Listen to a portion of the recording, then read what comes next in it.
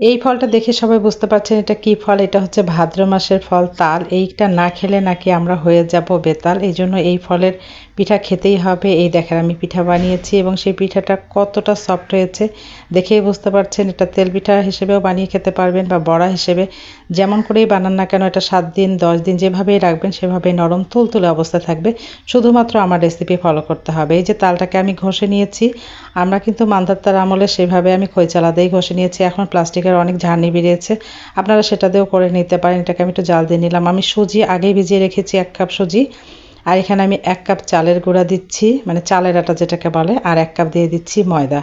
আমি সব কিছু 1 কাপ করে নিয়েছি আপনাদের সুবিধার জন্য। আর এখানে আমি 2 কাপ তালের রস দিয়ে দিলাম। যে তালের রসটা আমি জাল করে রেখেছিলাম সেটাই কিন্তু এখানে দিয়ে দিয়েছি। এখানে আমি কোনো প্রকার চিনি কিছুই মিশাইনি।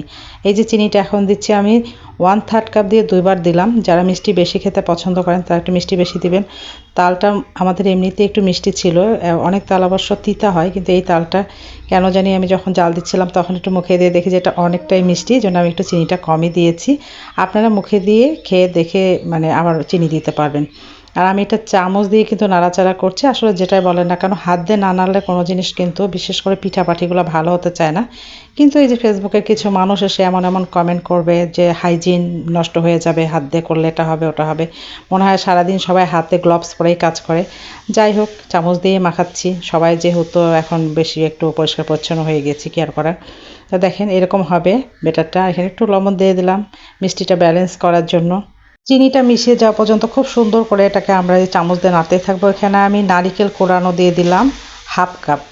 নারিকেলটা আসলে দিতেই হবে, নারিকেলটাই কিন্তু পিঠার মজা। আমি যে কোনো পিঠাতেই নারিকেল দিতে পছন্দ করি। যারা আসলে পছন্দ করেন তারা দিবেন, যারা পছন্দ করেন না তারা দিবেন না। কিন্তু আমার কাছে মনে হয় যে নারিকেলটা দিলে পিঠার স্বাদ বহুগুণে বেড়ে যায়। এখন পিঠার এই ব্যাটারটাকে কিছুক্ষণ আমি ঢেকে রাখবো। আর এদিকে একটা চুলায় আমি কড়াই বসিয়ে দিয়েছি। কড়াইটাতে আমি তেল দিয়েছি গরম হওয়ার জন্য। আসলে কড়াইটা দেখে কেউ কোনো মন্তব্য করবেন না, এটা অনেক আগের একটা কড়াই, লোহার ছোট্ট একটু কড়াই, এটা আমি ছাড়তে পারি না। এটাতে ভাজাভাজি কিন্তু খুব সুন্দর হয়। আর এই দেখেন না, আমি কেক মাপার যে আমাদের মেজারমেন্ট কাপগুলো আছে সেখান থেকে আমি 1 টেবিল চামচ যেটা সেটাতে দিয়ে দিয়েছি। ভেবেছিলাম সুন্দর গোল গোল হবে, এক সমান হবে, কিন্তু না। পিঠার যেটা আসলে অভ্যাস, ওর হাত পা ছেড়ে দিয়েছে। দেখেন একটু একটু করে গোল হয়েছে, বাট একটু একটু করে হাত পাও বেরিয়েছে। কেমন হয়েছে কালারটা দেখছেন? খুব সুন্দর হয়েছে। এখন ওই ব্যাটারটার মধ্যেই আমি আবার দিয়ে দিচ্ছি একটু জাল দেওয়া দুধ। এই তো, আর কিছুই না। দেখেন কয়েকটা উপকরণ হলেই দুই ধরনের পিঠা হয়ে যাবে। এই যে একটু তেল পিঠার মতো ভেজে নিচ্ছি, যেটাকে তালের পুয়া পিঠা বলে। এত সুন্দরভাবে ফুলেছিল পিঠাগুলো। আপনারা অবশ্যই এটা ট্রাই করবেন। আমি জানি আমার চেয়ে অনেক সুন্দর করে আপনারা বানাতে পারেন। আপনাদের রেসিপিগুলোও কিন্তু আমার সঙ্গে শেয়ার করতে পারেন। শিখে রাখা ভালো, এক একজন এক একটা পারে। আসলে আমরা কেউ কোনোটাতে পারদর্শী নই, একজন আরেকজনেরটা দেখে করব, এটাই স্বাভাবিক। তো যারা যারা আসলে মানে তালের পিঠা ভাজবেন আমার সঙ্গে অবশ্যই আপনাদের ছবি শেয়ার করবেন।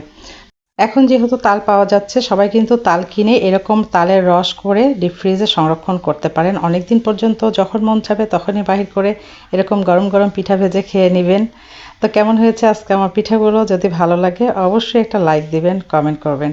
আবারও নতুন কোনো রেসিপি নিয়ে হাজির হয়ে যাব। সবাই ভালো থাকবেন, আমার জন্য দোয়া করবেন। সবাইকে অসংখ্য ধন্যবাদ আমার ভিডিওটি দেখার জন্য। আল্লাহ হাফেজ।